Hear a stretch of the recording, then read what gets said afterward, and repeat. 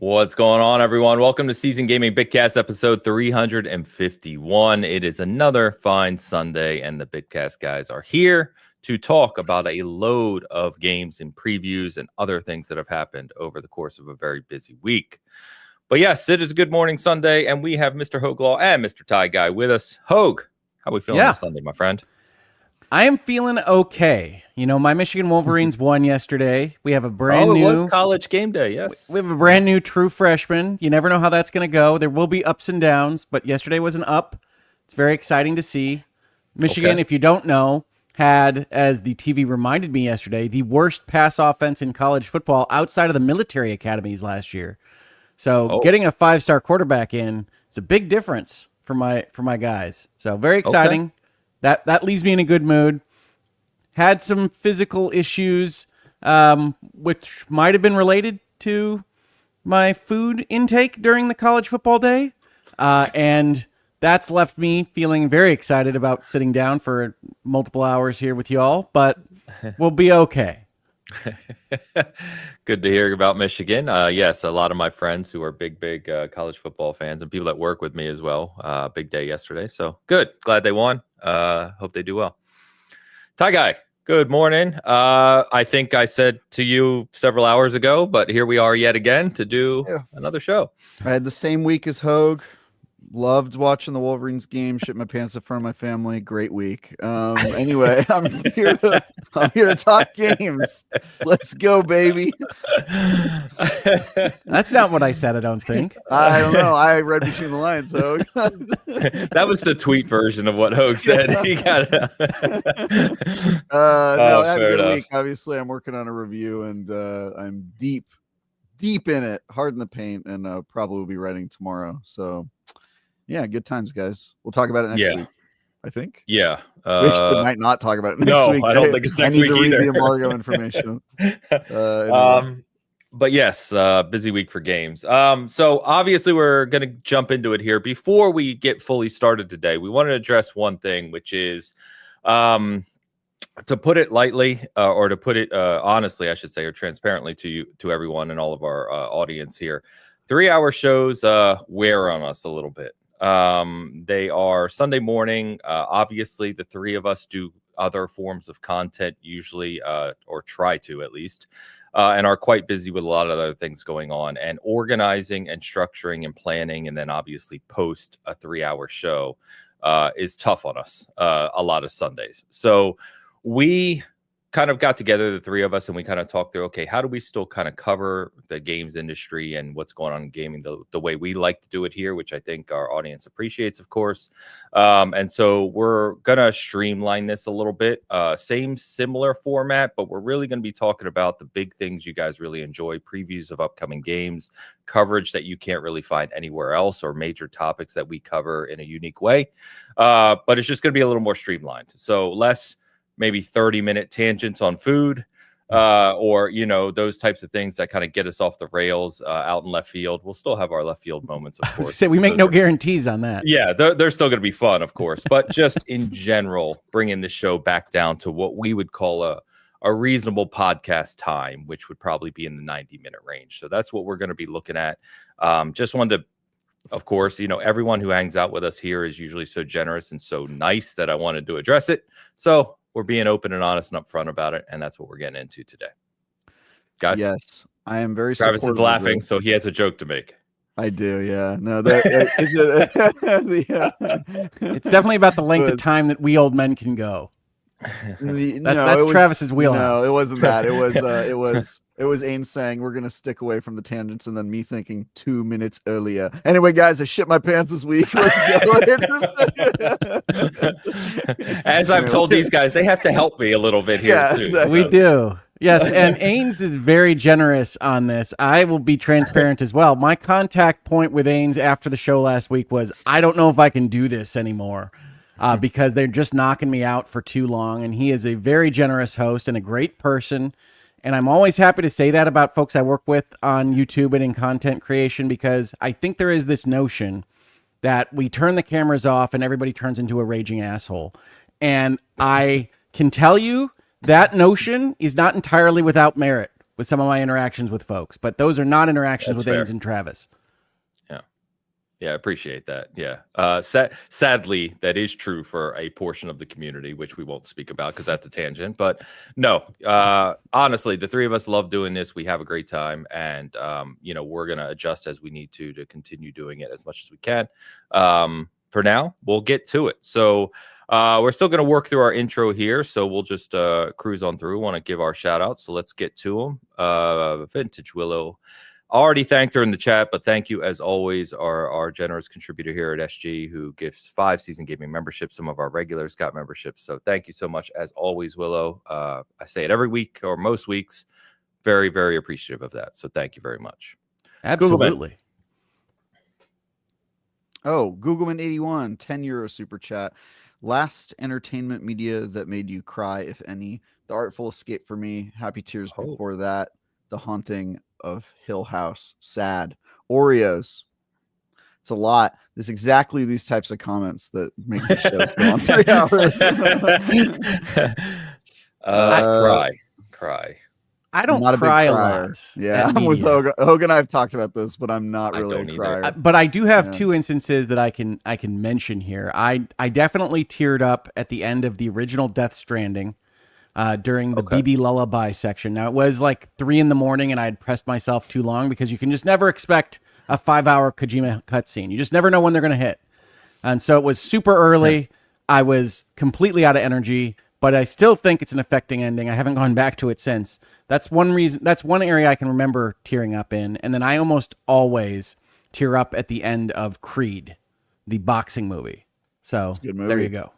It is a good movie. I don't remember the end. I don't know why I don't remember enough about it to know if it's cry worthy. But I actually just found my answer, and you guys are gonna really hate me for telling this story. But I was on the plane and I watched the movie Napoleon. Have you guys seen this movie? I haven't. I've heard it's historically really poor. It is not a good movie. It is really, really, really bad. It's like who's that actor? Joaquin Phoenix? Is that who he is? Yeah. Yeah. Joaquin Phoenix, like doing this like really like gross, maybe historically accurate version of Napoleon Bonaparte. But anyway, the movie is like not the movie to watch on the plane. It is a absolutely horrid movie because it's got all like these weird sexual scenes where like he's like thrusting feudally into this wife that's like not into him and is just like lying like super bored. Anyway, I was watching on the plane between 2 old women and they were looking over at my screen anytime there was something absolutely horrible happening on screen, and then going like this, like what is wrong with this guy? And then I started thinking about on the flight, what if I booked like a 6-hour flight and got on and I immediately went to that clip in the video and I just replayed it for like 6 hours on the flight and just stared at it without any like expression on my face, like only replayed like the really awkward sex scene for like 45 seconds. And I started crying, laughing on the flight because it was so funny to me. That's the last movie that made me cry. Napoleon, because it was so funny to me. There's my answer. I don't think this is the tears we were going for, but there you go. It's not the tears we're going for, but it's really the only emotional. Well, they're Travis's versions of happy tears. Yeah, exactly. It works. I laughed so hard, and then I asked my wife if I would get kicked off the plane if I did that, and then we had a really long debate about if you would get kicked off, be asked to like stop if you were just replaying that clip over and over again on the plane without any just for like 6 hours on the plane. Just lean forward into it. Yeah. In which Travis invents movie trolling on international airplane flights. I mean, it's one of the movies they provided. Yeah, and so like, I get that. Could I get kicked off for just replaying that horrible scene? I think you could. I think they would tell you to stop. Dee disagreed. She thought that the stewardesses would just ignore me, and I was like, "That's crazy. There's no way. What if there was a kid sitting behind me and he's just watching me do this?" Like, yeah. Anyway, we got into a big debate about it, and that made me cry. I think you could get kicked off. Yes, I think you're right. I think they would ask me to stop. Yeah. Okay. I'm glad you guys agree with me on this. I'm glad I shared the story. I would point out those are 2 different statements that you made with respect to you and your wife. I think you absolutely could get kicked off. Would you is a different question. I think they would just, my point was, I think they would ask me to stop. And she said that she thought nobody would comment. And I was like, really? That's crazy. Depends on the type of person. Some people would just look the other way. Other people would be like, "Hey, there's a problem here." Yeah, airplanes are weird little playing that scene. Yeah, fiefdoms. So yeah, they are. And I also think it's luck of the draw. There might be like you get on a plane where Exactly. everybody's heads down, and there might be one where there's like lots of families, and they would be like, "Can you please stop replaying that scene over and over again?" Like, it's provided in flight. What's the problem? That's the one where you have the toddler on the seat behind you that is watching over your shoulder. Yeah. Mom's He's like, learning a ton about the world we live in. I don't think I have an example. I will say, for whatever reason, I don't know if I'm getting older. I don't know if obviously it's the stuff I've gone through with my family, but I do get more emotional at certain things now that I didn't used to. I used to be very flat in that sense. That has changed, but I can't think of a specific example or game where that has, or movie where that's happened recently. I don't think. I'm 100% more emotional post-stroke. Now, my doctor said that that's a normal stroke reaction. I think they're just joking with me to make me feel better about my situation. But that there's no question that I react to things more. But I will point out, very much post-stroke, I did not tear up one bit at Expedition 33. So I know that people already feel like I am a robot on that game, but I will add to that evidence pile. Topic. I'm just kidding. That's good. I don't think we can spend 30 minutes on why I didn't cry at something. I could. Yeah. You could, but we're not going to. Tell me about your childhood. So, Oreos are overrated. There. I just had to get that out at the end of that. Depends. You guys like a dark chocolate dipped Oreo? It's better. You can mess I with don't know it. that I've ever had one. Yeah, they're better than the normal. I'll send you some so you can. It does make me want a chocolate pretzel, if that means anything. Those are I would have a Foodcast tangent. Pretzel. Remember, Ains started the show by saying no tangents. I know. Yeah, I'm trying. I've got the button on the next comment. All right, let's go. Next comment. Yeah, you need a no tangents clip like the bloat goat. Just cut us off. Yeah. That's a good idea. Start playing music. Christy Fletcher, member for 33 months, writes, "Hey everybody, happy new planner season. Open mouth smiley face. It is start of the school year. Good luck to everybody, students and parents alike." That is true. Yep. Christy, who loves a good planner? D. Yeah, she's with you on this one. She owns 1,000 notebooks that she's never written in. It's very cool. Never written in. Christy, thank you. We got Gamefire in the house. Gamefire Creator, member for 19 months, writes, 3-hour podcast. Let's go. Lol. Foodcast need to come back. We'll do a whole separate podcast about Foodcast. It'll just be its own show. It's a spinoff. We're spinning off here. Which characters will come with us? We make this show concise, but have 4 shows going forward. Oh yeah, the Frasier of Bitcast. That's right, the Frasier of Bitcast. Which characters will make a cameo? Come and find out. Nick Starro. Nick Starro says, "Hey you." It's usually heyo. No. It's hey you. And just like that, and that flaccid tone. That's what I'm going with. That's what you get, Nick. That's what you get here for being a member for 3 months. That's what you got. That's what 3 months of membership gets you. That's right. Maybe if you want to sound more macho, let's try to get to 9 months. All right, and maybe I'll give you a better voice. All right. As always, we got tie picks this week, and I guess based on our theme about remakes and Metal Gear Solid Delta launching, we have. Oh, do I look like Snake? I'm excited. GS themed. If I could get the member comment off the screen. Excuse me. Wait. This is that's the wrong one. That's the wrong one, Ains. What are you doing? Should we talk about this? We absolutely should not re-talk. All right, guys, let's do a retrospective. In retrospect, I actually think my nose isn't big enough. I think they should have gotten bigger. I had some time to think about it. All right, there we go. Move it on. Oh, dude, I look sick. Yeah, Travis. Travis is the winner here. Yeah, Travis is the winner. Wow. Yeah, no doubt. Why did they give me this strawberry blonde hair though? I'm very confused about that, but still, I'll take it. I look cool. You still have the tie, and you still have ginger, which is accurate. So it's good.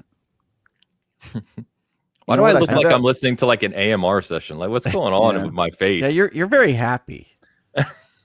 Well, let's see. This is a Kojima game, so you probably have some like disorder where you hear voices in your head or whatever, and your headphones are the only reprieve from the torture of your soul. It looks like the pollen from the flowers gives Zane sexual euphoria, I think. Oh, I like that. Yeah, I Whoa, like that. whoa. Oh, we're all near the flowers. Is this a thing in Metal Gear that I don't remember? Yeah, so that's pulled from the boss in Metal Gear 3. So Oh, got it. Okay, makes sense. I look very cool. Hogue probably gonna betray me at the end of the I've seen some act. stuff.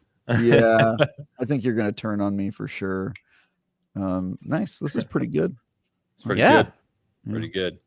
I like it. Thank you, Tide. As always, appreciate you. You guys All mess right. with the AI at all visually? Because I was messing with the Nano Banana upgrade to Gemini. I've messed with it I in the don't. past and not really found like it's really good if you need to do like super quick art for like a tabletop RPG. And you can describe some character and stuff like that if you don't have time to get it commissioned. But I've not found a good use for AI on the visual arts front just because I don't think it's far enough along for the stuff I would like it to do. But it's interesting, that's for sure. The Gemini stuff that they've added can now manipulate photos in space in a really cool way. So I was actually messing with photos I actually had of people. Nice. And that's fun to do. I made that Will Smith video for him of all those audience members that aren't real. So it was a little project I worked on. Very cool. Damn You guys see that? You guys know what I'm talking about? Yeah, I did. Yeah. That's pretty funny. I like pretty that. wild. I'm gonna start doing that for like concerts for me. It'll be really confusing what type of show I'm doing. They're all like cheering, and some of them have brought props, and you're like, "What is this? Who's this for?" Very cool. Well, as always, we're going to get into some games here. We got some, finally can talk about a lot of stuff that I couldn't talk about last week. So, but remember, if you enjoy the show, as always, share this out, hit that like, and, support us on both sides of the house. We appreciate it. Guys, I want to talk a little bit about Outer Worlds 2. Yeah. Please. The Outer Worlds 2, by the way. I prefer Outer Worlds, the 2. Yeah. Yeah, that works too. I'll tell you, file it in the library. So was fortunate reach out by Xbox to preview this. It was a short preview, so it's only a very small slice of the game. It is the intro to the game. So as with a lot of RPGs nowadays, you kind of get this intro mission, character creation, go through the intro, and then you get the title screen, right? And then the full game kind of starts. So you could play to the title screen. So maybe about an hour and a half to 2 hours worth of play. But I wanted to comment on, we've talked about Outer Worlds a lot here, and I think that, Hogue, we've joked that it's not really on brand for you, per se. You thought it was okay. It just wasn't your favorite thing in the world. I really liked Outer Worlds, but I think like many people who like that game, you could see it had some shortcomings in both scope, maybe not necessarily size, but just the expanse of the environment. Some of the gunplay and movement was a little janky a bit. There's things like that. So I think they've obviously taken those criticisms to heart. One thing that I didn't realize, which I guess I should have, is that in the message from the producer is they really started working on this directly after Outer Worlds 1 released. And maybe it's just me and not keeping good track of time, but Outer Worlds released in 2019. That seems like way too long ago. So 6 years ago. Right. So, yeah.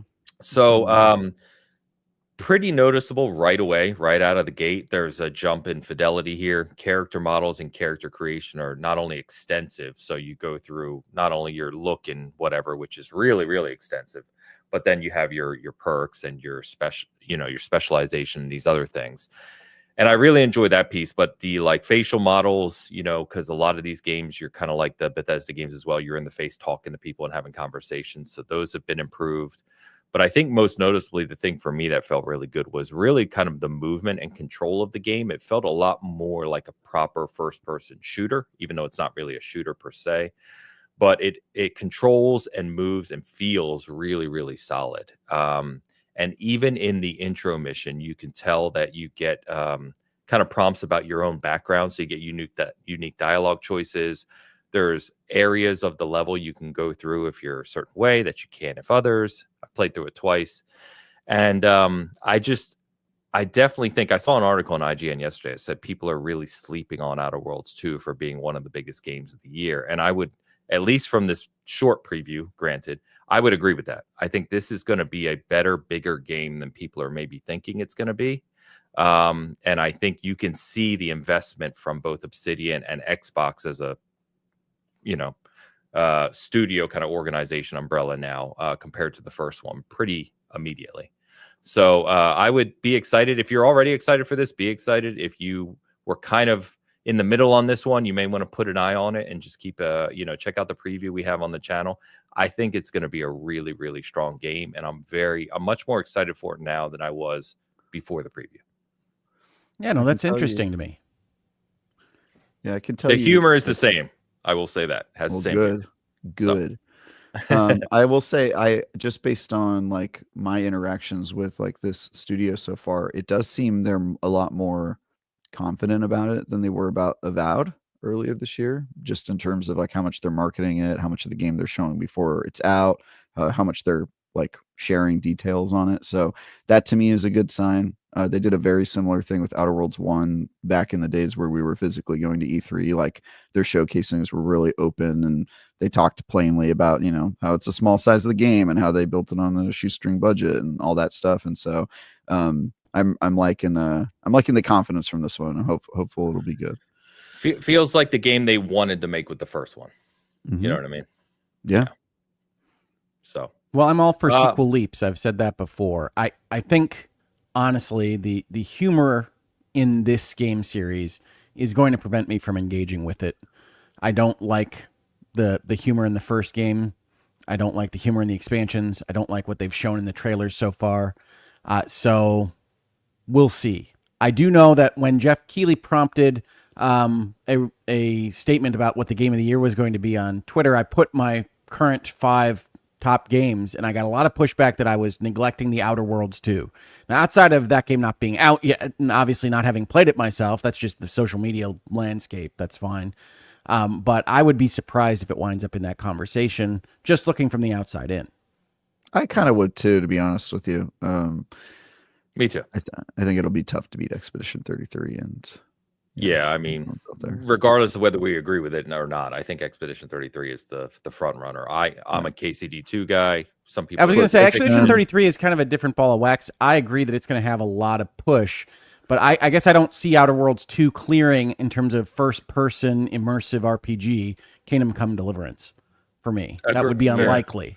I think it'll be unlikely in general, but it comes out at the right time of the year, Hogue. People forget about games at the beginning of the year. It's a very weird thing. Kingdom Come is ages ago, right? Yeah. Did that even release this year? Who knows? Games that come out in December? Oh my God. Imagine. Yeah, another party asked me if Indiana Jones was going to be up for it. I was like, no. They're going to forget that ever existed. Trust me. Troy Baker will probably be nominated for performance, but Indiana Jones, I know it's technically after the cutoff date for last year's Game of the Year, but that's not how this works, folks. Nope. Yeah. Well, not for every outlet. IGN considered Indiana Jones last year, and I think it won some. They got at least nominated for some category, but we also do our Game of the Year like at the proper end of the year. Right. No. Yes. Yeah. And people are only talking about the Keighleys on this topic. Yes. That's not what I. Yeah. I meant. Yeah. Did you guys either of you try Luminous Arise with the Shadow Drop demo they did? Yep. Got my iguanas. Yeah. Knocking out their tongues in time with the music. Luminous. Yeah. Don't miss it, folks. It's excellent. Seriously, this is the demo that puzzle game from the ages ago. Yeah. That they're bringing back, but it's the developer of Tetris Effect Connected. Mm-hmm. So it's and it's going to be in VR as well. This was one of my games of show at Summer Game Fest, and the demo that's out now is what I played at Summer Game Fest. And so I played it again from home, and it's just so good. If you haven't checked out that demo, please do. It's just, if you like that type of game, it's very different from Tetris Effect Connected from a gameplay perspective. It's got some unique things it does from the board and the blast and all that, but it's just so good. I don't know what else to say about it.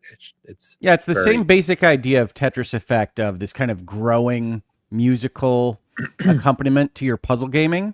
Luminous has the advantage over Tetris of already having that musical notion of when you clear blocks, there was already a kind of sound component that went into that puzzle.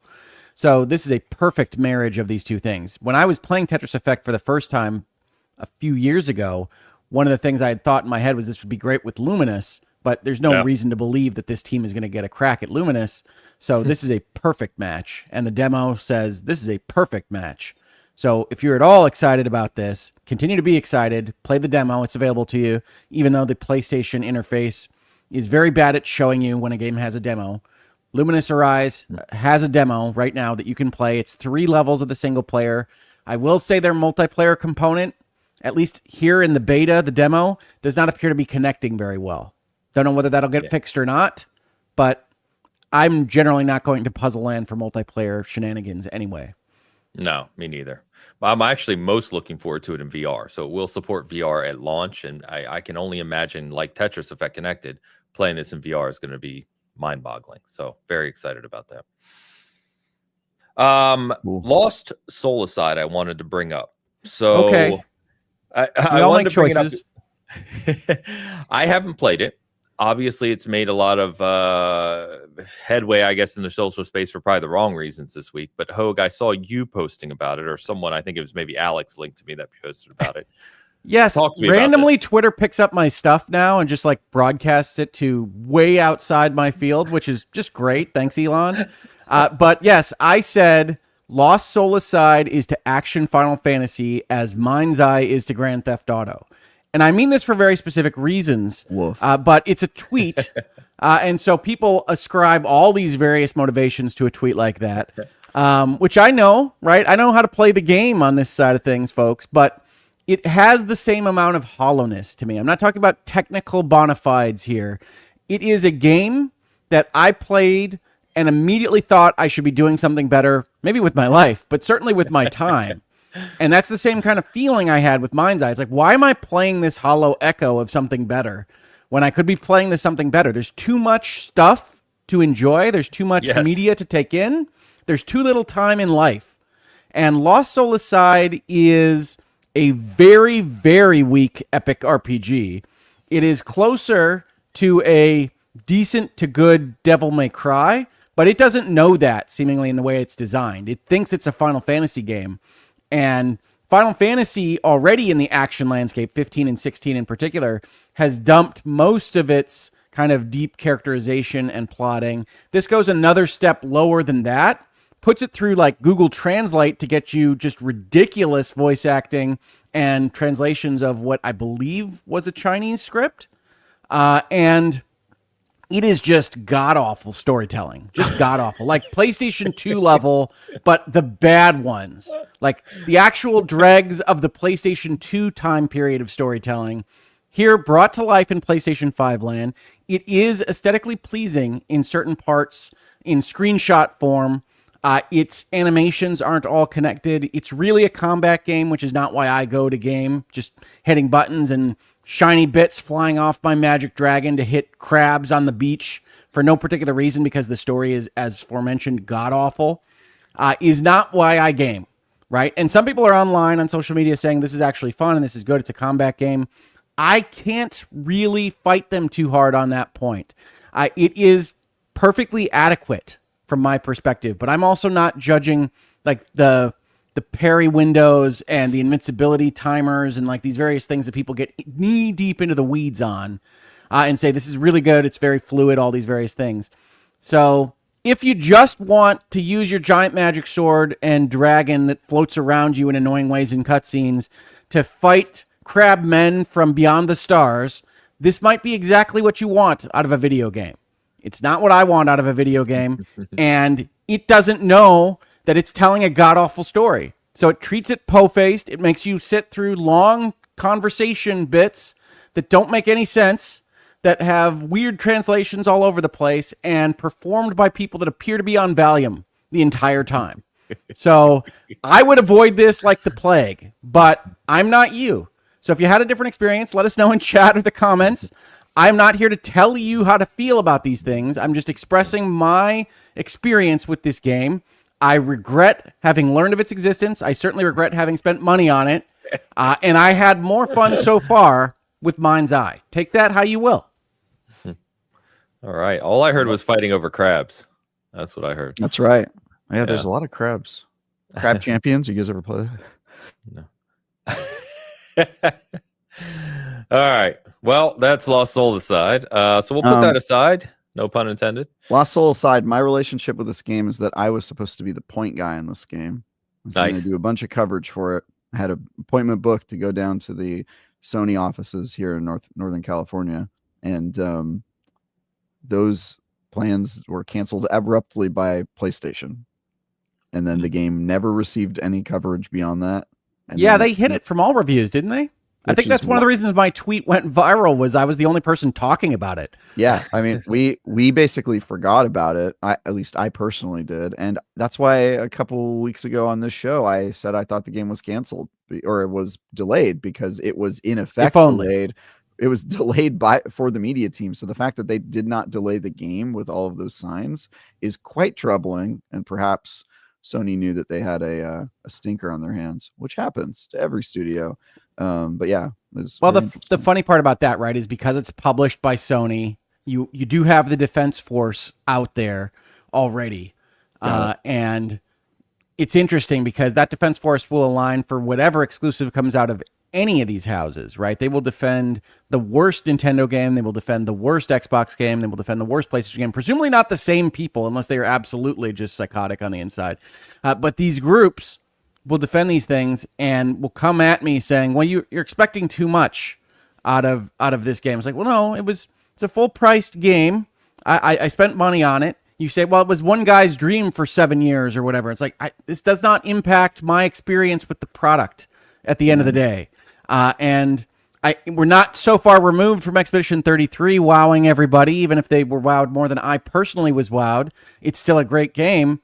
Mm-hmm. And they had a small team, and they have all of these other things that are going on with their production. This is a game that was marketed and sold at full price. It's just not there. And I actually haven't seen a product from a first-party publisher come out in this state in quite some time.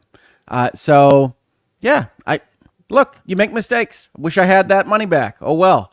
I have this debate with people online all the time, but the expectations game and adjusting your perception of how a game is good or not, or worth your money or not, based on various like factors in the background is very funny. And I guess if you adjust your expectations enough, every game is a 10 out of 10. You just have to lower your expectations adequately, and then suddenly it's a whole different beast. But yeah, it's a mind-boggling coping mechanism for me that I do not understand. Yeah, and I know that there are people online that I do trust to be honest and are not just as part of the Defense Force that are having a certain amount of fun with this. I just think you have to come in with the mindset that you're going to ignore every cutscene. You're not somebody to click through these things, but you are today. You're going to skip them all. You're going to fight the giant crabs with your magic sword, and you're going to press on to the next time when you're going to move boxes in a factory setting and fight monsters from space with your giant sword, and you're going to ignore all of the reasons why this is happening. And if you can get value out of that, the combat system isn't broken. The game isn't destroying itself and lighting your PlayStation on fire. So if you can enjoy those things, great for you. I need some reason to be doing what I'm doing in a video game. And they utterly failed on that regard, and they waste your time failing at it. Fair enough. I agree with you. I think there's just too many good things out, right? Yeah, like, so many. Why waste your time on this? It's endless. You don't even have enough time to play the great games. Like, why would you waste time on this? But fair enough. So let's talk about a great game, because I want an update from you, Hogue, before we talk about a couple other things. Monster Train 2. Yeah, so folks that were with us last week know that Travis was espousing Monster Train 2 as an excellent game. I said that I had bounced off it, which was absolutely true. I looked at the timer on my Switch after our show, because I had said I would play Monster Train 2, and I had said I hadn't played it much. When I talked to Travis last week, and I had played it for, the Switch said, a little over 3 hours. And so I got into it this past week, and it was mostly all that I played outside of things like Lost Soul Aside and Metal Gear Solid Delta.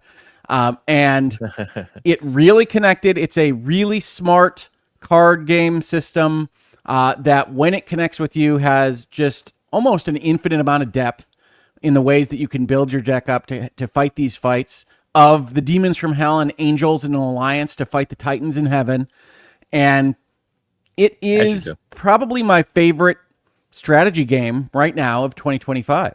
And this is one of the reasons I love doing the Bitcast, is that Travis says there's something there, Rick, and I believe him on that. I don't agree with everything he ever says, but when Travis is talking to you and says, no, there actually is something there, you just have to break through, I'll say, all right, if Travis says there is, then there is. And I did it, and there was, and Monster Train 2 is fantastic. I still think the graphics are messy.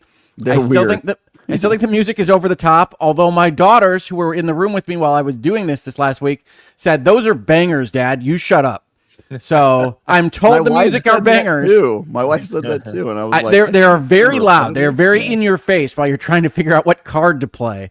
But my daughters absolutely love them. So if you're at all interested in this, it is a roguelike deck builder with essentially multiple battlefields that you are managing in the floors of your train at the same time.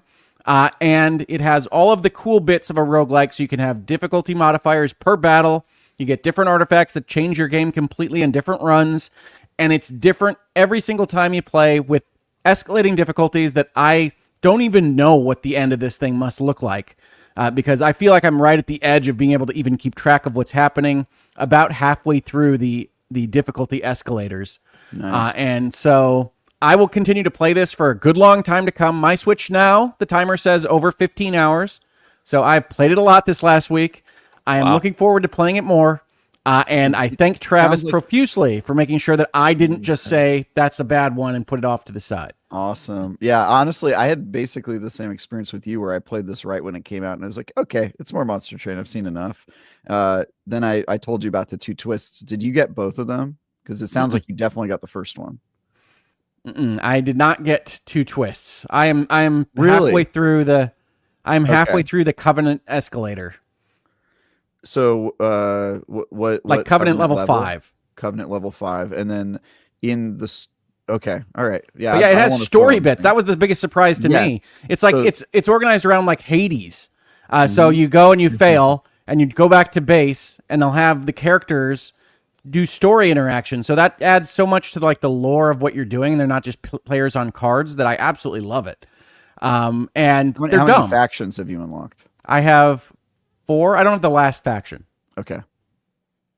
So yeah, you have not reached either twist, Hogue, and you have no idea how much deeper it goes and how much more you are going to be playing this game, because you're right at the I love cusp. to hear it. I think if you beat Covenant 5, something's about to happen, and it's the first of 2 crazy twists where you're going to be like, what? Yeah, I'm very excited for you. Like, you're gonna have to hit up the Bitcast group chat when that happens, because I'm very excited for it. What I love about this is that the game itself, the core of the deck builder and the card strategy, is so good that the story and everything else is just icing on the cake, right? Like we talked about, you can come to Lost Soul aside and maybe just get into the combat and ignore everything else. You could ignore everything else that's happening in Monster Train and have just the best card game. And the fact that they added on top of that is just fantastic. Love this thing. Wouldn't have loved it if I wasn't on the Bitcast. Wouldn't have loved it if I didn't know Travis. So I have all the thanks. Hell yeah. I love when that happens. And I've certainly been influenced by some recommendations you guys have made in the past. So awesome. I'm very thankful. Excellent. Yeah, no, that's great. I know that we covered the original Monster Train right at release because it was an unknown at that point. And our reviewer, I think was Steve at the time, he came back when the first one launched and he's like, hey, this is a really, really damn good game. Yeah, it's good. And then when 2 came out, yeah, we reviewed that one too. And we were the same as, most people. It's regarded critically very, very high. So, yeah, it's great to hear. I want to touch briefly, and we'll circle back on this in our remake conversation, but Gears Reloaded launched obviously on both Xbox but PlayStation for the first time. I was given a PlayStation 5 code for this a couple weeks ago. When I got home from the UK, I loaded this up and I finished it last week on my PS5 Pro. Gears 1, generally the campaign, pretty short game. It's not a huge time sink. So a few thoughts I just want to touch on with Gears Reloaded. I posted on social media that I appreciate it. It's clearly the best that Gears 1 has ever looked and sounded. It's definitely upgraded in lighting and resolution, and it's got 3D sound now. So if you play in a 7.1 or a 7.1.2, excuse me, kind of set up in speakers and stuff or your headset, you can hear that. But other than that, it's Gears 1. And Gears 1, as great as it was in 2006, and I'm a Gears head through and through, it's dated. It just is. There's no other improvements to this game. It's the same campaign. The AI, I cannot stress enough how bad the AI is in this game. It is atrocious. It is so bad that I had to replay checkpoints several times, if not a dozen times, because they would either break something or not work or get me killed or other things. And I mean both the companion AI, which is atrocious, and the enemy AI is really clueless. So it's a Man, mixed do I bag hate from companion AI that's broken. I'll send you some clips that I have saved from playing this. I sent them to a few friends and they were just in tears laughing. It's comical. I had one So where, frustrating. if you remember the third campaign act, you're in the not the mine, but you're in the ground and you're going towards the big crawler. And there's a long stretch, like a long tunnel you're running down. And I get to the end of it and I tell Dom to group up, because you remember you have those commands you can do and they're very simple, but it's like attack or group up type thing, regroup. And I say regroup. He goes negative, and I'm not joking you. He says negative to me, and then moonwalks backwards all the way to the end of the level where we came from to start, and then just start spinning in circles endlessly. Wait, was the AI this bad in the original, or did they mess something I don't up? remember it being this bad, but maybe Wow. I'm just nostalgia goggles. I don't know, but 'Cause I know it only wasn't played this great. recently. I played Gears of War Ultimate, or the first remake Ultimate they did Edition. of Yeah. this. Yeah, Ultimate Edition with D like a year ago. We played through all the Gears games together, and we had a great time. And Well, you're yeah, playing in it's co-op crazy. though. But there's still AI, right? You got 4 squad mates. There is, but you're mainly it's Dom through most of the game. Interesting. Okay. So I don't know I that had a I've question, ever played Ains. Gears of War solo, to be honest. I had a question. Ains. I heard they got rid of the roadie run shake. Is that true? Because that was my favorite No. part of the original Gears.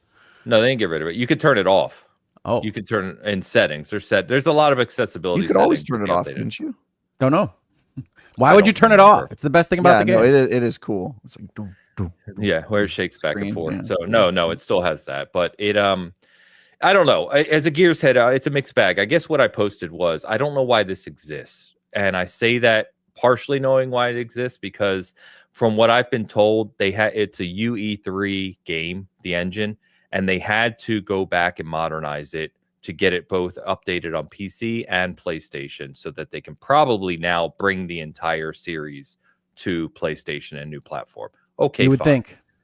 But it's like, as a Gears fan who's played this game from day one all the way through endlessly, right, as the series, it's kind of annoying because I've played Gears 1 so much. The multiplayer, in my opinion, is the worst of the multiplayer. Like, it's very basic. It's very old school, which is fine. But it's like, I really wish this was Gears 2 because Gears 2 has never been remastered or remade, and it's a much better game than Gears 1 in a lot of ways, both, I think, campaign and multiplayer.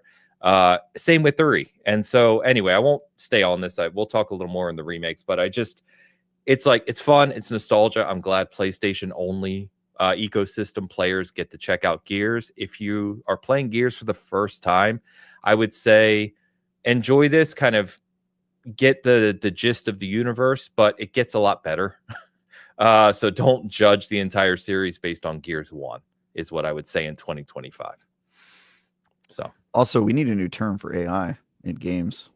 It's getting confusing. I don't know if you noticed that. Well, that's Yeah, the that's fault fair. of the tech companies, right? Like that was happening back in 2023 where I was talking about AI in games and people were like, what do you mean? It's like, well, this is what we called enemy behaviors that went Has, off like, of like Which decision makes sense. trees. I mean, it is literally like an artificial intelligence of a unit in a game. I get why we use that term, but it is very confusing now. It's starting It's to get antiquated for sure. Well, it's funny, right? Because Steam has the rule that you have to disclose use of AI.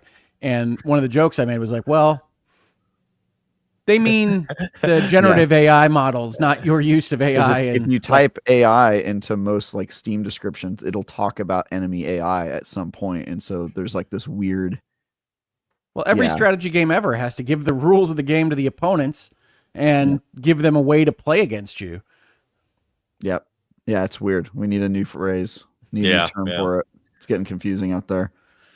But anyway, that's Gears. Played a couple multiplayer matches. It's fine. Again, echoing what Hogue just said, there's so many good things to play right now. The last thing I need to be doing is playing Gears 1 again, a game that I played endlessly 20 years ago. Xbox gave me a free copy of that game. It was not via me being at IGN. They just sent it to me in messages on Xbox. Anyone who owned the Ultimate Edition on Xbox got this free. Got it. Okay, cool. All right. And I downloaded it and I was like, I know I will not play this game. Like, without a doubt, I will not be playing it. So, I mean, it's nice of them, right? I think that's a good thing, especially from what I heard. The Ultimate Edition, if on PC, is very poorly optimized, whereas this one isn't. This one runs well, so take it for what you will. Yeah. Noise. Yeah. What else you guys got? Talk to me. I got 8 minutes to just quickly summarize stuff I've been doing. I'm working on a review, so most of my week has been locked out in that, and I will not talk about it for 2 weeks, Ains. But I've been playing other games. I checked out the new Metal Gear Solid remake game, which I probably didn't play enough to form an opinion on. Shinobi, which is really cool. I dumped back into Helldivers 2, literally, because it came out on Xbox recently. I finally played The Alters a substantial amount, which I'm absolutely adoring. Chip and Claws, the Brainioids, which I told you guys I previewed a while ago, finally came out, which, by the way, I did not know it was coming out this month. It just sort of like dropped. And so I've started to play that with D, and it's very cool. And then Triangle Strategy, I started playing because I remember Hogue talking about it, and I was like, I want to finally check this one out. So I played a lot of games in like the 3 days of freedom I had in the early part of this week, and now I'm a prisoner once more, and probably will be until like December. So good times. Well, I have a couple of big ones. I don't think I have a Hogue's notes other than Monster Train 2, because that's what I played the bulk of my indie time with this week. But I don't see on the rundown, and I don't think anybody's discussed it yet here on this show, Story of Seasons Grand Bazaar came out this week. It is wonderful. If you like a farming game, this is I believe a remaster of a DS game in the Story of Seasons franchise. Yeah, I'm not familiar with it.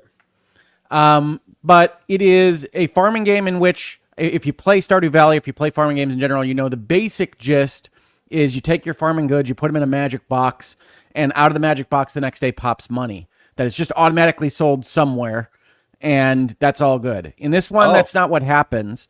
You collect your farming goods, you have a manufactory that's in your windmill, and then every Saturday you have a bazaar, which is a fancy way of calling a farmer's market in this world.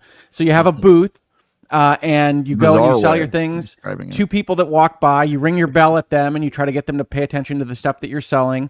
And there are trends per season, and you have upgrades that can happen to your bazaar, and you try to get other townspeople to build their own booths that do their own things. So it's got a whole kind of building the economy component with the farming, and I think it's just wonderful. I'm playing it on the Switch too, and my daughter played it the day it came out, basically all day, which is not how she operates with video games. So it has a lot of that kind of drive to do the next thing and do the next mission, get the next booth built, talk to the next people that she loves so much in Stardew Valley. But I think it's a really good addition to the farming game world, and I highly recommend it to anybody interested in them. I talked about Discounty last week. Discounty is kind of the evil, dark offshoot of farming games, but it is also excellent. So it's been a wonderful boon time for people that just like to farm and otherwise not kill folks in their video game experiences. So I wanted to mention that one. I have played a lot of Metal Gear Solid Delta, and I know that we're going to talk about that as part of our main topic on remakes and remasters, but I've had a great time with it. I love Metal Gear Solid 3. I love it. I love it. I love it. They didn't ruin it. There are certain things in the design that maybe don't work as well as the original did, and we can talk about those. But I highly recommend it if you're at all interested in Metal Gear, or you just don't know what Metal Gear is. It's a great entry point. I had a number of people ask me on social media whether they could just jump in with this one.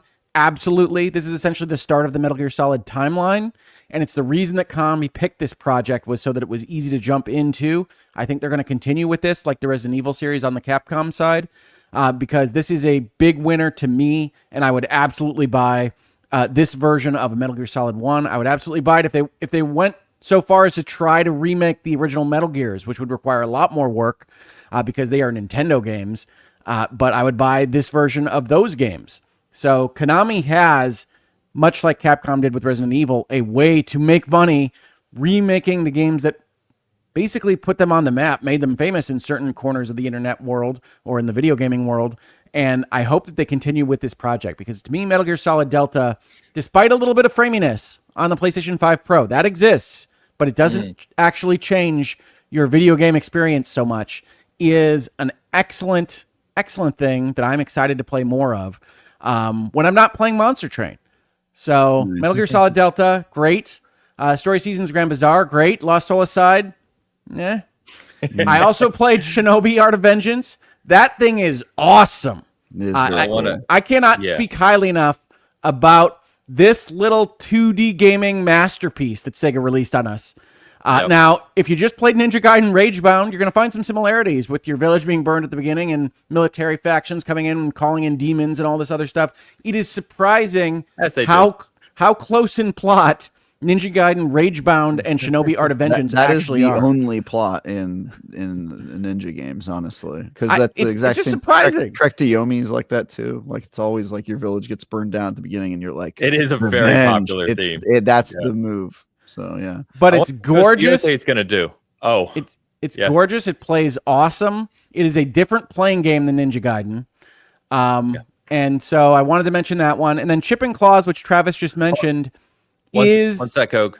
Yeah. Stay on Shinobi for 1 second. Yeah, as I understand it, I haven't gotten to it yet because I just haven't. I'm working on a review as well. But I've heard great things. Jokes aside, to Googleman's chat at Summer Game Fest, anyone who knows our good friend Cog over at Iron Lords knows he's a Shinobi Shout out fanatic. To Cog. Yeah. I sat and had lunch with him after he played this, and I swear he had tears in his eyes. He liked it that much. That does not surprise me at all. It's fantastic. It is super crunchy. Like it has all like the slowdowns on hits, and is gorgeous with the art that they've chosen to use here. Art of Vengeance is a great subtitle for this game. And I love it to death. I am not Cog. I don't have this history with Shinobi that he does. Shinobi was always kind of the off-brand Ninja Gaiden to me way back in the day. Watch your mouth, sir. Well, it just was in my head, right? I played the Ninja Gaiden games. And Shinobi was like that weird Genesis ninja. That was how I thought of it. Yeah, it was the Sega brand, which was the minority, so there's a reason for that. But what I have heard about this from my friends playing it is this is actually a roguelike, or roguelike, which is different from Ninja Gaiden. Not a roguelike, I'm sorry. A Metroidvania. Metroidvania, thank you. Yeah. Yes, that's what I meant to say. I was thinking, it's a Souls-like. Don't start, which is actually different from Ninja Gaiden, which is obviously a throwback to the classic 2D action game, right? So I think there's obviously room for both because they're supposed to be great, but this is definitely very highly regarded, and I would recommend it to anyone because everyone I've talked to who's played this game has raved about it. Shinobi is a Metroidvania type game. What I love about it is it's a Metroidvania that is constricted by its levels. So it's not this huge giant Metroid Dread thing. I have to figure out the 40 things I did to get back to point A to do the thing now. It's all very kind of contained in what is directly in front of you. So I really like that about this game. I will say, just like Ninja Gaiden Ragebound, it's demanding on the old left hand. It may be a little less so insofar as it is more combo based and it is more kind of engaging in tactical fighting more than Ninja Gaiden, which is really, if that dart hits you, you're going to go flying down this pit and you're never going to be seen again. And if you make that jump wrong, you're just dead. It's less of that. It's more combat, but it's really, really excellent. Like, anybody who's remotely interested in this should have already bought it by now. But if you're not convinced yet, buy it after the show. You will not regret buying Shinobi. It is great. I'm going to buy it. Even though I don't have time to play it, I'm going to buy it just to support this type of game that I will play later. So, yeah. One last thing, Ames, somebody in the comments mentioned Path of Exile 2, which got a big update this week. Katie Cotton. Shout out to Katie. Yeah.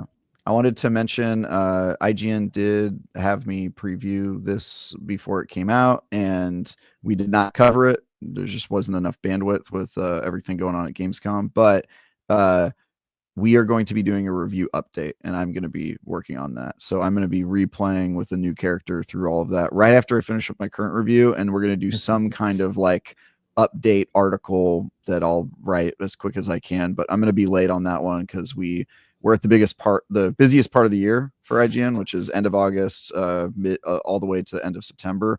I'm gonna be real busy. So playing that next on the list, but I have not played it myself, but I did do a preview event and saw a lot of the content and updates that they've done. So I'm very excited to jump back in.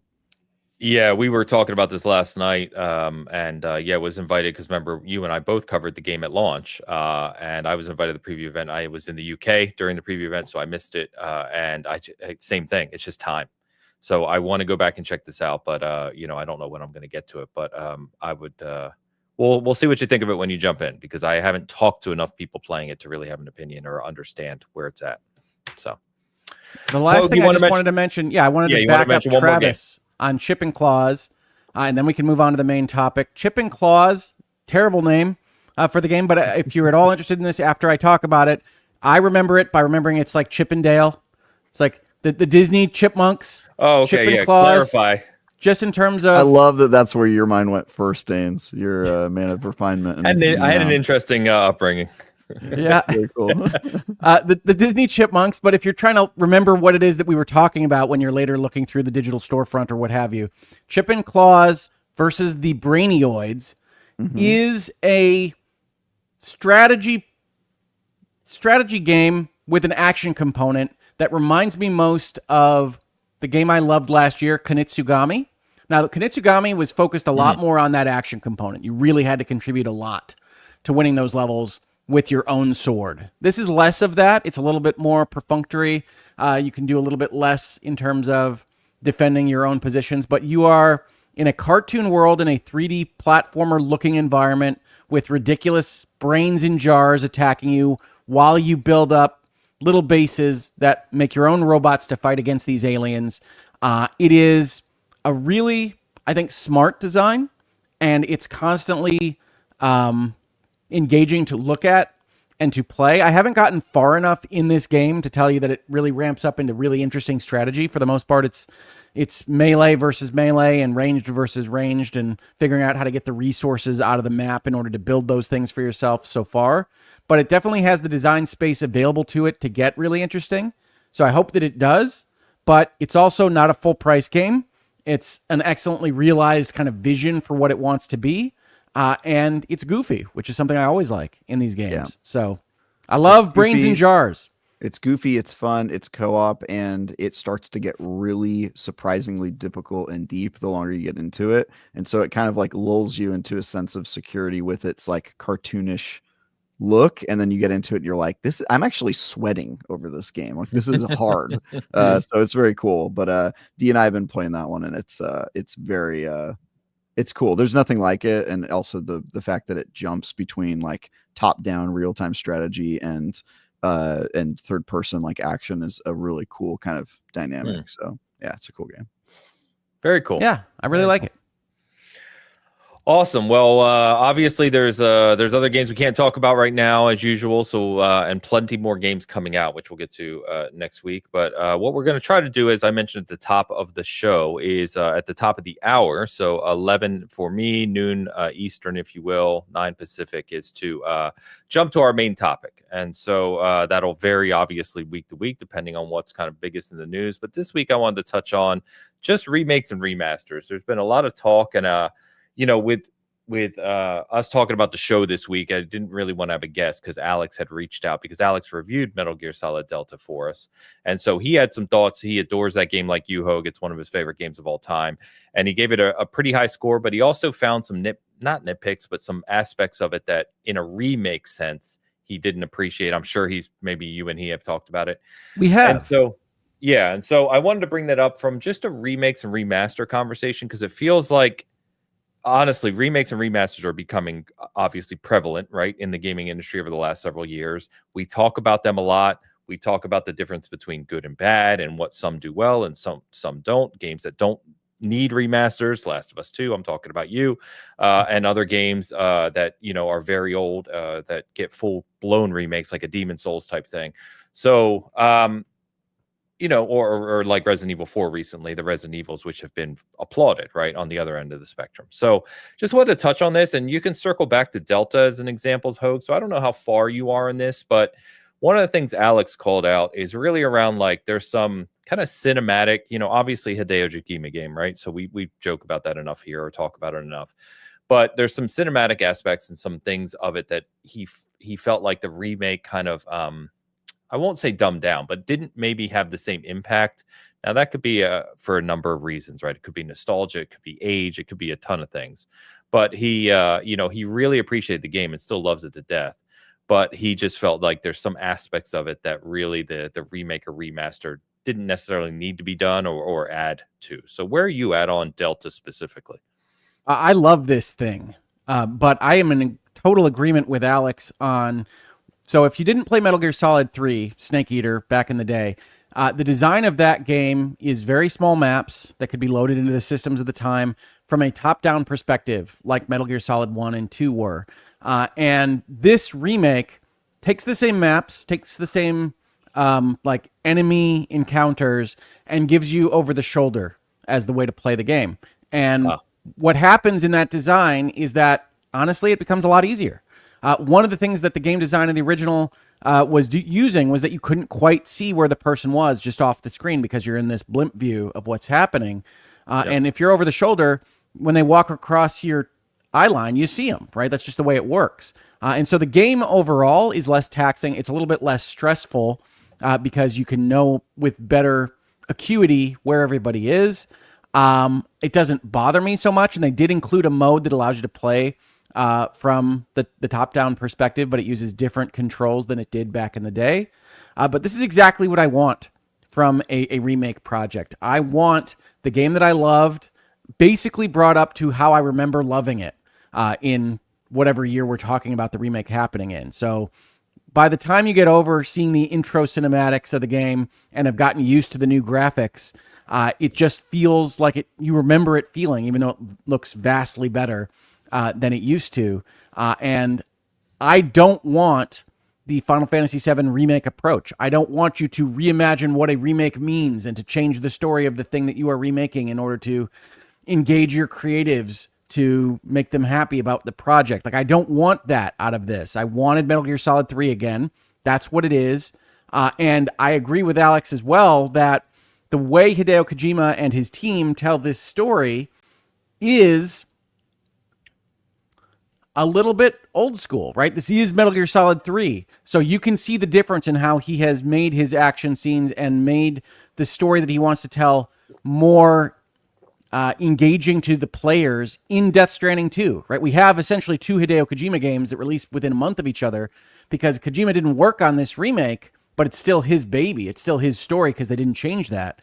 So you can see how much better he is at making sure that you don't just sit back for a 15-minute lecture on the Cold War and the nuclear aspirations of the participants in the Cold War, because that's not a terribly great way to experience a video game story, even though the end result of Snake Eater is perhaps the best spy story, maybe in any media, but at least in fictional spy story land, in video games, right? Like, this is a tremendous story of character motivations and legacy and backstabbing and triple stabbing and all these various other things that happen in Snake Eater. And by the time you get to the credits of Snake Eater, you have experienced the full breadth of what this storytelling team can offer. But I have to say, even as someone that loves narrative and story in video games, when you are starting this thing up and you're in the prelude mission that begins before Operation Snake Eater, there are such long cutscenes of watching stock footage of things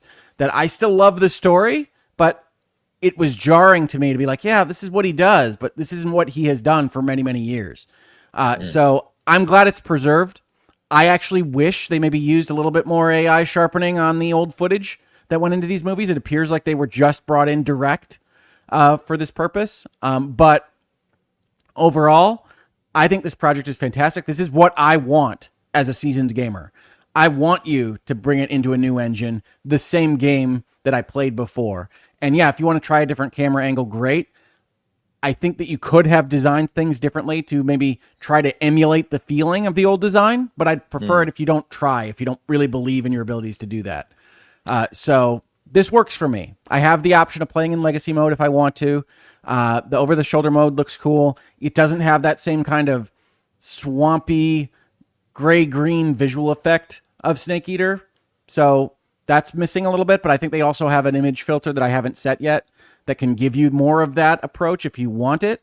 So this is the best of both worlds to me. This is bringing it up to speed, letting you hit all the buttons to take it to somewhat similar of an experience you had before if you want to do that, but otherwise experiencing things in a modern environment. I wouldn't want them to cut apart the storytelling or the narrative, so here we are. Yeah.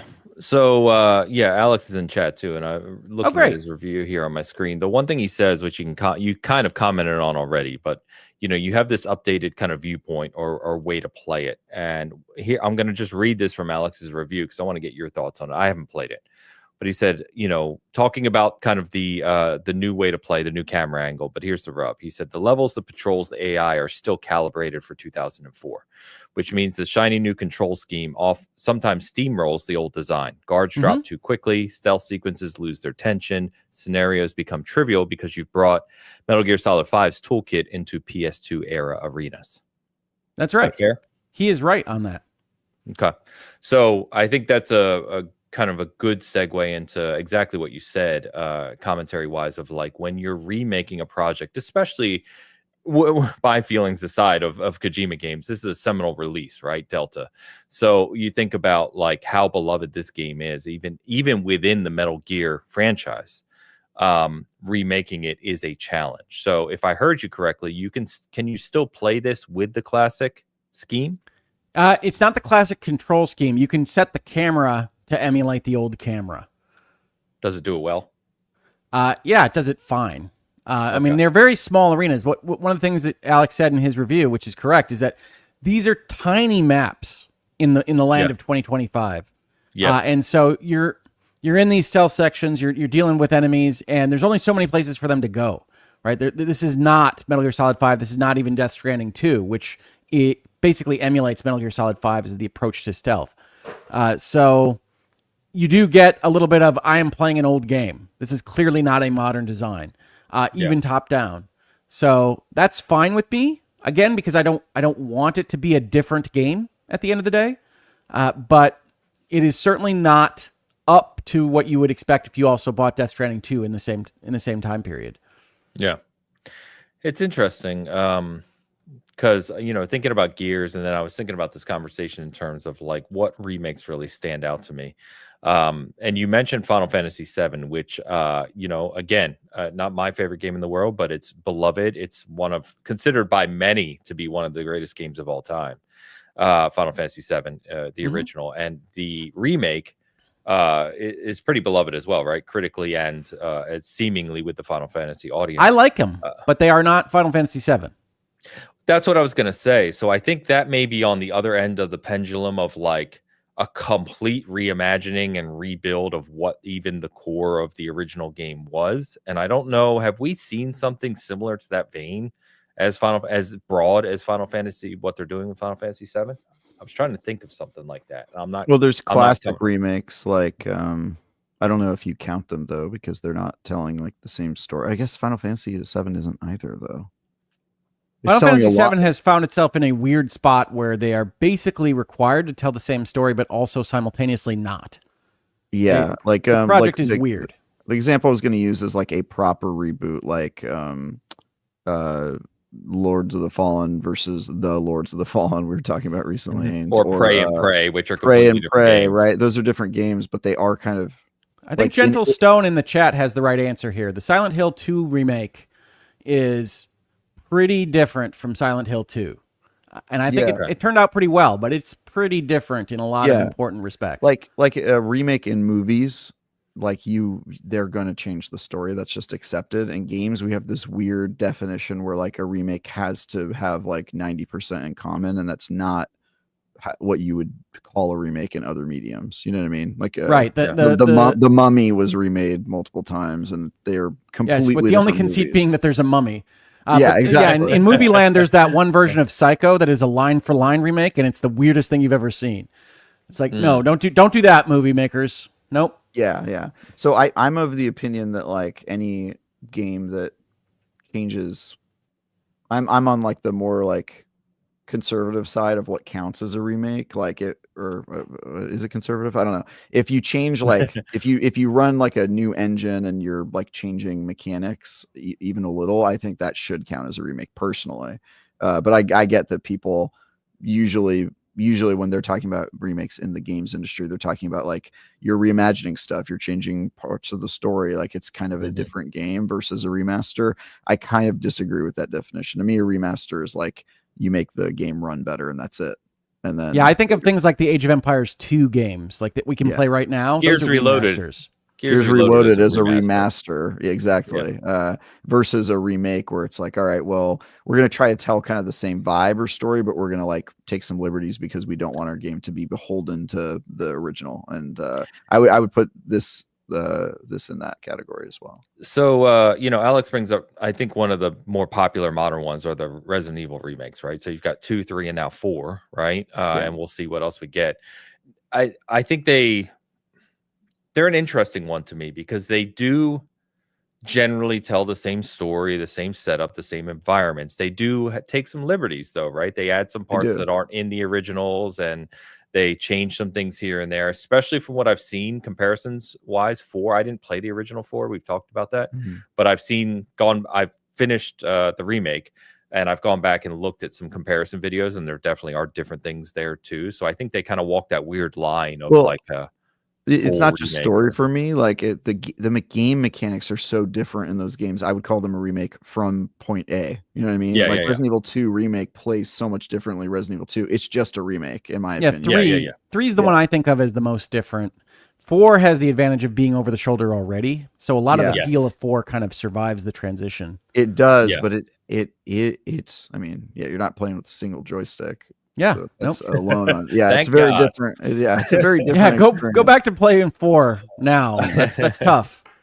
Yeah, I mean it works on VR. Yeah, that's fair. You only need one stick there because you're. But then we get like Demon Souls, and they call that a remake. Where really Blue Point they purposely came out and said we don't want to change the mechanics. That plays like Demon Souls, right? It just looks extremely pretty. So the mechanics, like even from what I've read, and anyone can correct me if I'm wrong here, but when I've read, even the what do you call it? Oh my god. Yeah, the iframes. The iframes are the same as the original. Interesting. Yeah, I mean that might be a remaster then, if it literally is just changing the and it's stunning. Like it's visually. Gorgeous.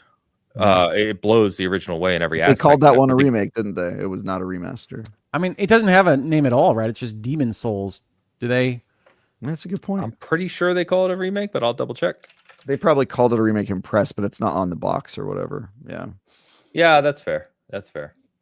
I mean, Delta at least like they changed the name, right? Yeah, that's true. Yeah.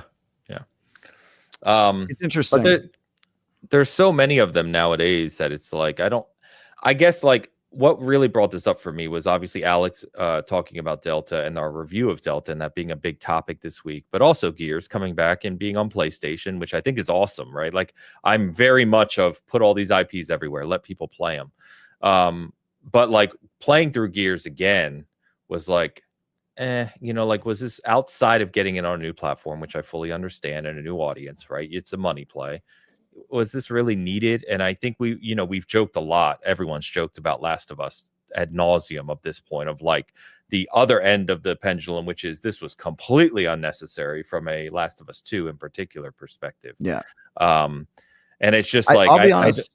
I don't think really any of them are necessary in my opinion. Like I know Hogue is probably on the other side of like, yeah, make them. We like those games. I'm really like, unless it is strictly. I like remakes. Unless it's strictly for game preservation, I would rather you just work on something different. I feel like a lot of them feel like cash grabs. I can already play them. I don't mind playing them on older systems if they're still available, or I don't, the graphics don't really affect me too much. So I'm sort of I'll skip like 99% of remakes, remasters. Well, let me say this as an additional point of conversation here. One of the things that I like about Delta and Final Fantasy VII Remake is that the originals are very accessible. You can go play Metal Gear Solid 3 Snake Eater high definition right now. High definition is technically a different game. That is a full-on just remaster of what the original Snake Eater was. If you want to go play Snake Eater as it was, you can play that instead of Delta right this second. If that exists in your ecosystem, I am much more gentle about my criticisms of whatever you want to change in the remake, right? Delta being over the shoulder definitely changes important parts of the way the game plays. Absolutely agree with Alex's use of the term trivializes, because there are instances that I remember being very, very difficult where I just plinked a couple of people in the head with the tranquilizer gun and you move on in the new one. And that's going to take away certain amounts of the tension. And Hideo Kojima, for whatever else you want to talk about him with respect to, was very good at kind of matching up what he's asking the player to do with the tension that he's trying to ratchet up in the narrative. There's definitely at least a minor disconnect there in Delta. But if I want that old experience, they've given me a lot of buttons to try to emulate it, and I can just go play the original. And so I like that Delta exists. I mean, it's probably not a fair assessment to say I'd rather have them work on other stuff. It's not the same people, not the same assets, but I still do feel that way. I get that. I'm just not sure Konami would be in games at all if they weren't trying this cash play. Yeah, exactly. And there's some to keep it alive, and there's some business stuff to that. It's just, for me, is that the thing that excites me? No. Is it the thing I want the industry to be focused on? Absolutely not. Is it the way I want to spend my game time? No way. I would much rather play the 15 games on my backlog that are completely new stories, fresh ideas, aren't beholden to the past. Like, I've played those games. I don't need But the fresh ideas are sometimes lost soul aside, and I'm so glad that I can wash that out of my mouth with Metal Gear Solid here's Delta. The thing about the fresh ideas is that's the beauty of it, right? Sometimes you take risks and sometimes you fail, but the joy is in the risk. I agree with you, Travis. I'm in agreement here. I'm just saying that sometimes the risk doesn't pay off, and sometimes you're like, oh God, I need something to wash that taste out. To be fair to Hogue, he's the one who bought it. I did. I spent money on it. American dollars. Sometimes the risk doesn't pay off, and we call those Travis reviewed games, don't we? Probably. But yeah, no, I'm enjoying the heck out of Delta. Part of it is nostalgia. Part of it is like, oh man, Metal Gear. I forget how much I love you as a series. And so it pops back in with what I consider to be its second strongest entry in Metal Gear Solid 3. And I am super excited to play through it again. Right. And that's, you go down, you sit in front of your PlayStation, you're like, what am I going to play? Oh, yeah, I got Delta. This is going to be awesome. Let's go spy some stuff. Honestly, spying is one of those areas, as a brief aside here, that I think video games have dropped the ball on. Like, they are really ready for video game stories and video game mechanisms to tell spy stories. And we should be doing it more. So come on, people. You dropped the ball on Splinter Cell. Look, Metal Gear is over. I'm an Alpha Protocol apologist, so I could not agree with this more. Alpha Protocol. It's a perfect medium. Protocol, that's a remake that's needed. Alpha Protocol. Go save Alpha Protocol, Obsidian. Go save Alpha Protocol. I would be down with remaking bad games. Or games that had a great kernel that just missed because of time or whatever. Alpha Protocol just didn't come together the way it should have. We lost another one with what is Perfect Dark. That's a spy game gone down the tubes. Spy games have a just terrible. I'm so mad about that one. I know it looks so good, but I probably I've learned like what happened of some. Obviously, I don't know everything that happened, but I know some of the detail of what was shown and like what that was and stuff. I'm so mad. What a joke. Is it not real? So frustrating. It was not real. Vaporware. It wasn't real. It looked vaporware, but you never know. I was like, wow, like this is you're crazy. killing me. You're killing. I mean, in that case, maybe Xbox made like a good decision. Like, let's just kill this. It's not. It probably was the right business decision, but still, like, don't. And you saw Crystal Dynamics took the brunt there. They announced some layoffs this week. Yeah, they did. That's going to happen. But on the remake conversation, I think we can sum it up as this: Hogue says, "Go play Rebirth." Did I get that right? Yeah, I think so. Well, I mean, Rebirth never really connected with me like I'd hoped, and I believe my review of Rebirth was, you've made me rethink whether I ever liked Final Fantasy VII in the first place. So not the most successful project for me personally, but a lot of people love it. A lot of people do love it. A lot of people are I don't mean this in a bad way. It's going to sound bad, but they're kind of like simps for that stuff. Like with Final Fantasy, these remakes and stuff, it's like they're going to put something in front of it that has characters and the music they know and love, and they're just going to love it regardless. They're going to find a way to love it, and that's fine, right? I love what you love. I love the sentence. I don't mean this in a bad way, but they're simps. You're saying I don't mean this in a bad way, but you're an idiot, Ains. You know? No, dude, I'm the same way. You can put certain game types in front of me or IPs in front of me, and I'm gonna find a way to love it. It's we all have those. We all have those. I joke with Alex about it because he jokes about himself about it when certain games like Final Fantasy VII Remake, like I know he's gonna love it. He's definitely a simp. Yeah, no. Yeah, I mean, it's Alex adores Final Fantasy. Alex and I have talked about Rebirth plenty. His love for Final Fantasy VII has blinded him to its many faults. I feel like I thought these things and they came out of Travis's mouth. I don't know what to say. No, I think I told you, Hogue, that I did not finish that game because I was like, I can't do the middle of that game makes you question why you arrived at this point in your life. I was like, I cannot believe they are trying to call this the same game I played 20 years ago. This is not a remake. This is just a different game. And as it turns out, you can't blow 10 hours of an RPG out into a 100-hour game and expect it to stand on its own. Except that you can with certain people on the internet because they're like, well, that's what happens during that 10 hours. Great. Well, then the job was to fix it. Yeah, we learned this with Peter Jackson's Hobbit trilogy. Hogue. A little bit. And I thought we would leave it there and move on, but no, here we are again. Rebirth reminds me so much of The Hobbit, actually. It really is similar. So exactly the vibes I got. I was like, yeah, this is just like the War of the Five Armies. Like, I'm upset. This is too much movie. Yeah. I'm upset. Got a couple things to shout out real quick. So shout out to our good friend Chris Games 93 for becoming an SG member. Thank you, Chris. Good to see you, my friend. Is he a Hope good you're friend? doing well. Okay. Yeah, I've talked to him quite a bit. Nice. And we're He's 31 years old. Yes, I do know who that is. Thank you. I mean, sometimes it's just a polite thing to say somebody's your good friend, but I know you actually knew him, so that's cool. Travis, do you always assume that the number in the name is the birth year? Is that that you're always 93? I'm going to say he's 31 years old. That's probably accurate. I think that's right. Yeah. In this case. Super chat from Mr. Don Lionheart, which is going to be a fun one. Don Lionheart, $5 super chat. Good afternoon, BC brothers. Really enjoying Lost Souls aside, except the voice acting. Oof. Never played a Metal Gear game. Is Delta a good place to start? Don, I'd ask you to go back to the beginning of the show for thoughts on all these things, but also I'm glad you're enjoying Lost Soul aside. I'm not. That voice acting, my God. Delta is an excellent place to start the Metal Gear Solid series. And it is the first game canonically, is it not? It is absolutely the first game in the timeline. Yeah, it's also just it's one of the Metal Gear games that you least have to understand what's going on. There's no twin brothers. Well, there are actually. I just realized I was referencing what's the one where what game is it where he goes, "Dear brother"? Do you guys remember that? Is that 2? Is that 4? 2? No, the one with never mind. We have to end the show soon. I can't get into Metal Gear lore. In any event, there are some good twists and turns. There are, yeah. I retract my statement. I forgot about Konami storylines.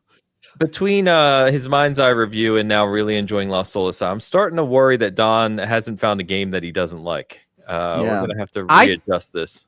Look, I've given my piece on Lost Soul aside, but I do think if you can just get into shiny sword swings, like there probably is a game that you might be able to enjoy in there, but with no motivation, terrible voice acting, ridiculous story beats, and horrible translation. Don, I would just say it's in the title. You lost soul. I actually, the joke I had, which I couldn't quite figure out how to tweet properly, is that it really does feel like other than that, how was the play, Mrs. Lincoln, of titles? Lost Soul aside, this game is great. Yeah. Nice. Well played. Don, thank you for the super chat as always. Glad you're enjoying it regardless. I mean, enjoy what you play, Yeah. So thank you for the super chat. Hogue, we're going to be closing out here soon. You briefly wanted to mention, I'm not familiar with this as usual because I'm not paying attention to this, but you said Blizzard Turtle lawsuit. You want to give a minute on this one?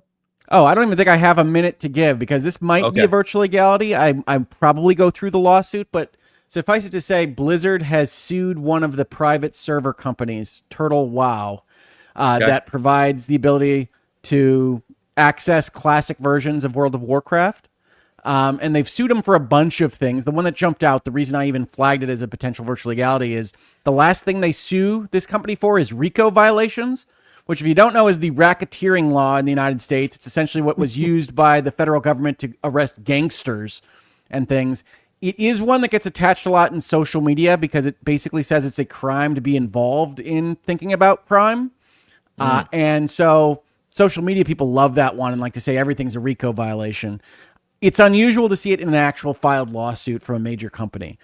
So it would surprise me if that's anything real. One of the things you do in a complaint document is throw everything at the wall and see exactly what works. And that appears to be what's happening here. But it is no surprise to me that a company that's going out there monetizing access to another company's completely owned intellectual property eventually gets called upon by the lawyers. So there are a lot of people out there that have various thoughts about what Blizzard did here and what Turtle WoW has done here. But suffice it to say, the very short version of what might be a virtual legality episode in the future is it is 100% understandable why a Blizzard would act against something like this, especially if that company is being noisy about trying to get in customers and monetize their access. Okay. Yeah, I hadn't heard about that, so that's certainly interesting. In my neck of the woods, I get pinged on by a lot of people about weird stuff in video games. This one, a lot of people did ask me about. Okay. All right. Well, we're coming up, as Travis alluded to, we're coming up on a very, very busy time of the year. We've talked about this a little bit, but just between now as we record and next week's show, we have Hollow Knight Silksong is actually releasing here in a few days on September 4th. On the same day, on the same day we get Hell Is Us. Okay. What? Sorry, I missed the first game. Hollow Knight. Hollow Knight. Got it. Okay. On September 4th, same day we get Hell Is Us, which is another one people are anticipating. Funny enough, one of my good buddies literally received his physical copy last week. They sent it out like 2 weeks early. I have no idea why, so he's been playing it. Indiana Jones and the Order of the Giants expansion, same day. And then the very next day, September 5th, we get Chronos: The New Dawn. And Everybody's Golf Hot Shots, which that title still drives me crazy because it's like they took both the titles from Region. They did. Threw it together. But so we'll be talking about some of those games next week, of course. I briefly want to mention as we start to close out this controller, which is, well, it's easier to see the box, I guess. Razer sent me the newest kind of competitive controller they're making. It's the Wolverine Pro. So those who follow the channel know I review a lot of competitive controllers. I've reviewed the Wolverine version 3 Pro. This is the new one that is dedicated for PC. It is a made to be competitive. So it's got no vibration. It's got no mic input. It's light. It's got TMR thumbsticks, which are electromagnetic, better than Hall effect sticks. Everything's mouse click. It is very, very nice. So I will be doing a full review on this on the channel this week. I've been using it for the past 2 weeks since I got home. It is, quite frankly, excellent. It's creeping up on my favorite controller list of all time. It's that good. So I will review this in more detail from a competitive standpoint here this week. So look for that video on the channel as well. Other than that, we have another review going up probably tomorrow, actually, of One-Eyed Liko, which is a first-person horror game, which Ray was checking out for us. So if you're in the horror genre and you like those types of games, you can check that out. And, of course, like we said, a bunch of coverage on these upcoming games, including, I believe, Alex is reviewing Hot Shots, Everybody's Golf. So we'll have that as well. Love that series. Me too. I love Hot Shots. I'm trying to figure out how the hell I'm even going to play it. But luckily with Hot Shots, it's one of those games you can just kind of play for fun when you have I was going to say, you don't need to remember the deep lore. So no. So that'll be fun. And I've heard very good things about Chronos. I do know someone who's already finished it and was reviewing it. I don't know what the embargo is, so I can't say anymore. But yeah, I was starting to get those vibes as well. I was seeing little whispers of Chronos really coming together for some people. So I hope so. Like I said, I've never been a big fan of Bloober, but Silent Hill 2 was, I thought, their best effort. And if this continues to go in that direction, that'll be great. I love time travel stories. Let's do it, Bloober. You can get me on board if you knock Chronos out of the park. Let's do it. Hogue, anything you want to shout out? No, actually, as I said at the top of the show, Last week's show actually knocked me out pretty good, and I had some work happen on the law side, so I didn't actually make any content this last week, even though I had been trying to do 2 videos a week on my own channel. So basically went into hibernation and hiding for this week, but I'm glad to be back. I feel energized by hopefully this new format for the Bitcast, and I can survive this next coming couple of days better than I did last week. So everybody that's watching and listening, I really appreciate you all being accommodating of my energy needs and trying to have a show that's a little bit more workable for me. And I hope it continues to be into the future. Nice. Travis, I know review is a little ways out on the game, but what else? I got else nothing. Got out? Nothing? Nope. Okay. Well, like we said, a lot of big games coming out, a lot of coverage across everywhere. Obviously, Travis is working on stuff, SG's working on stuff, and we'll talk a lot more next week about these new releases. Going to be really interesting to see where Silksong lands after all this expectation and hype. I hope it lives up to what people wanted out of that game. It can't live up to the hype that people actually have for this thing. It can be Maybe. good, but the hype is going to be great. But There's always a chance, Hogue. Always a chance. Yeah, the hype is through the roof. I mean, it's ridiculous. So I'm excited to check it out, though. So everyone, thank you as always for hanging out with us. As Hogue said, I appreciate you guys and the audience always tuning in and hanging out with us, being generous, and hope give us some feedback on anything else you'd like us to talk about or kind of adjust in our newer condensed format here. But otherwise, hope you have a great week of gaming. It's going to be a hell of a week for releases, and we will see you next Sunday. Until then, peace.